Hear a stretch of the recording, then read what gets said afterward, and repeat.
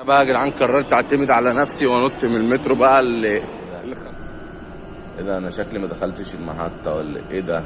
استنى افرجكم على حاجة اول مرة تشوفوها. بص المترو بيتغسل ازاي. هو دايما كده يا جدعان الانسان طماع.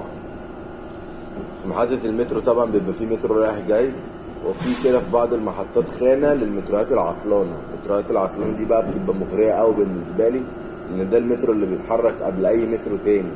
ممكن يستنى مترو، يستنى اتنين، بس هيطلع فاضي ويفضل فاضي طول رحلته. فده بالنسبة لي بيبقى زي الحصان الكسبان كده. فانا ركبت المترو الفاضي، وبالفعل الخطة نجحت واتحركت ناحية محطة المرج. كنت راكب من المرج الجديدة أول محطة في المترو، ويلا بينا على المرج القديمة. الشقاوة بقى والجمال، وداخل بقى محطة المرج القديمة لوحدي في المترو، أسد كده أكني صاحب المترو. ووقفنا محطة المرج القديمة والباب ما فتحش، بس أنا في المترو باشا مستني بقى الباب يفتح، وكل اللي بره هم اللي يجولي مش أنا اللي هروح لهم. المهم فضلت واقف شوية، قام المترو اللي انا بقى سايبه هناك في المرج الجديدة اللي احنا اتحركنا قبله، لقيته جاي وانا قاعد في المترو. وبعدين بقى لما المترو بقى جاي كمل اتجاهه بقى، راح بقى محطة اسمها عزبة النخل وعين شمس والمطرية حلمية الزيتون، الاتجاه اللي انا رايح اصلا. والمترو بقى بتاعي بقى الباشا بقى وقف وقفل، وقلت بقى خلاص بقى هحصل المترو ده، يبقى الناس كلها في مترو وانا باشا في مترو لوحدي. طمع يا جدعان، طمع ابن حرام. ده انا دخلت المغسله. يا جدعان دخلت المغسله. استنى افرجكم على حاجه اول مره تشوفوها. بص المترو بيتغسل ازاي. بص الميه اللي بتيجي على الازاز دي، بص الحوار ده. بص يا جدعان، اقلب لكم الكاميرا. المهم انا راجع المرج الجديده دلوقتي ودخلت المغسله زي ما بقول لكم كده. استنى اقلب لكم الكاميرا.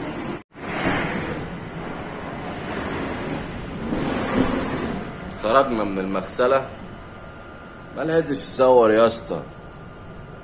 السواق كده ما خلانيش الحق اصور، بس احنا دخلنا مغسله زي بتاعت العربيات كده، شكلها حلو قوي. يا ابن الجنيه يا مترو، عليكم على عمايلك. استنوا ارجع لكم بقى اتكلم معاكم تاني. وبعد بقى ما دخلنا المغسله بقى والمترو ماشي واحده واحده كده، بسبب الطمع برضو، مش بسبب اي حاجه. هي النصاحه يعني نصاحه مع مزيج كده من سن الطمع كده صغيره، ومع نزاهه برضو لعلمكم. ما انا كنت ممكن اروح اركب المترو الموت زحمه موت عادي. المهم بقى تقريبا كده، بعد ما عديت مع المترو بمرحله الغسيل، فانا في مرحله التنشيف دلوقتي، واقفين نتنشف. فهو حلو، في شمس وكل حاجه، بس في مترو تاني طالع من المحطه اللي انا المفروض كنت نفسي اطلع منها واروح شغلي، بس انا راجعها تاني.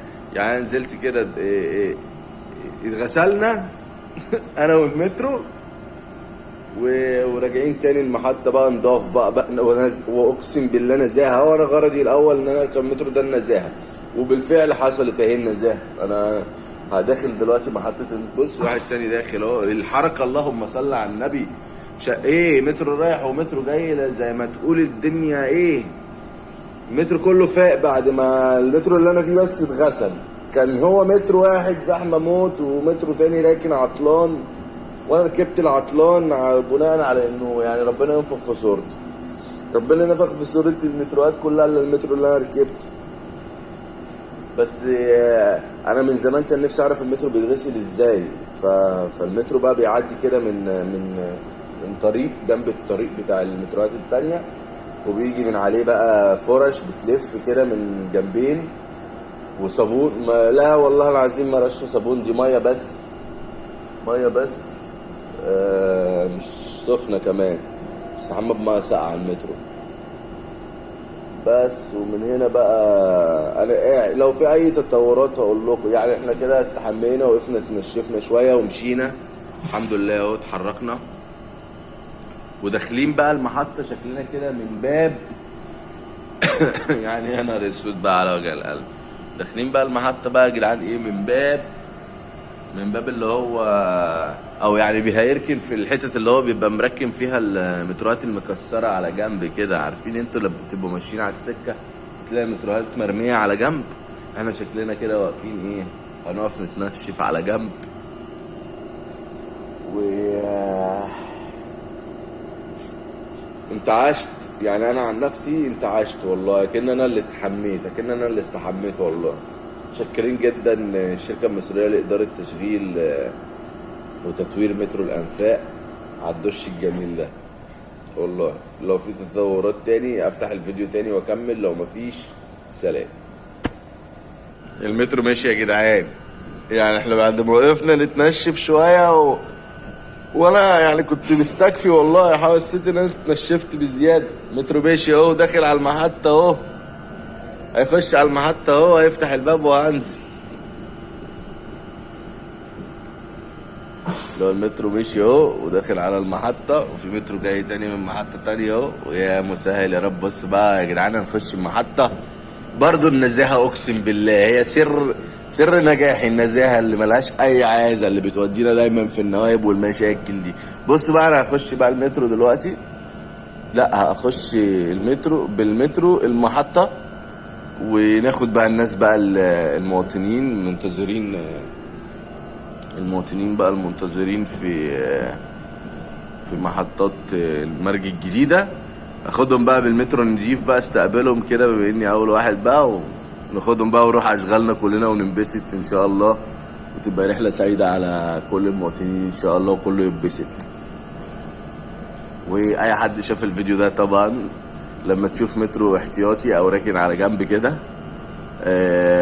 وتحاول تركبه، وعادي اركبه، بس لو جات لك الفرصه ان انت تنزل ما تعملش زيي وانزل، لان انا كنت بالفعل هنزل في الاول لكن ملحقتش. فهي احنا دخلنا المحطه يا جدعان. استنوا يا جدعان هفرجكم بقى على المواطنين بقى، فرجكم. ايه ده انا شكلي ما دخلتش المحطه ولا ايه ده؟ ده انا دخلت في رصيف ما فيهوش. الله الله الله الله الله الله الله الله الله الله الله الله يا جدعان، انا دخلت يا جدعان رصيف يا جدعان ما فيهوش باب. الله الله الله الله الله، الحاجه يا جدعان بيني وبين الباب قد ايه؟ طب انا هنزل ازاي يا اسطى؟ يا اسطى مش هينفع كده يا اسطى، انزل ازاي يا اسطى؟ بص يا جدعان نزلت يا جدعان، هنا مفيش باب وهنا مفيش باب يا جدعان. يا جيل البيضان يخرب بيت ام الاحا يا بضاني. ده هيوقفنا ننشف هنا بقى فعلا بقى بمعنى الحرفي للكلمة لما ننشف.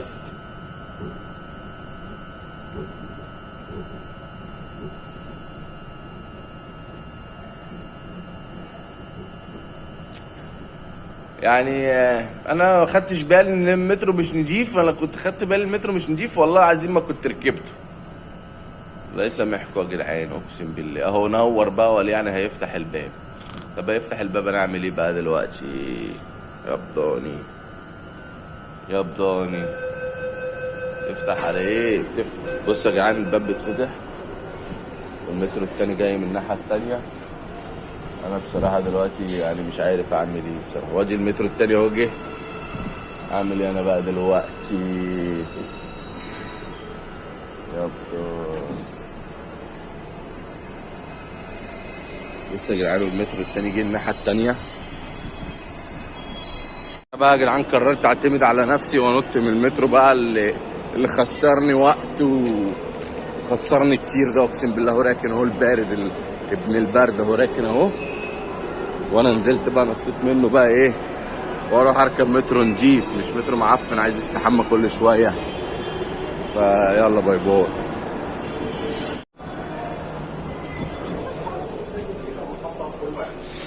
وادي بقى المترو اهو بتاع الشعب الجميل جدا الحلو جدا اللي المفروض كنت تركبه من الاول. هو زي الفل والله ماله حلو اهو، بيودي على الشغل عادي جدا.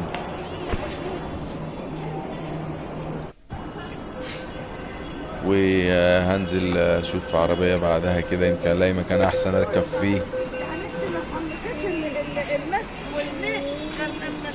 وهو قفل. حتى المترو برضو معرفش مالهم معدين معايا ليه، اهو قفل وملحقتش اعدي عربات السيدات وماشي. ومش عارف هو مش يومي ولا ايه، وانا ما اروحش الشغل؟ طب دي اشارة طب ولا ايه؟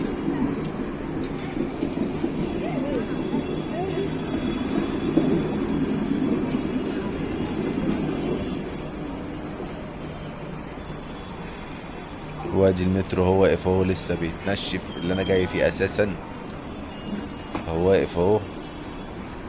الغلطة الاولى.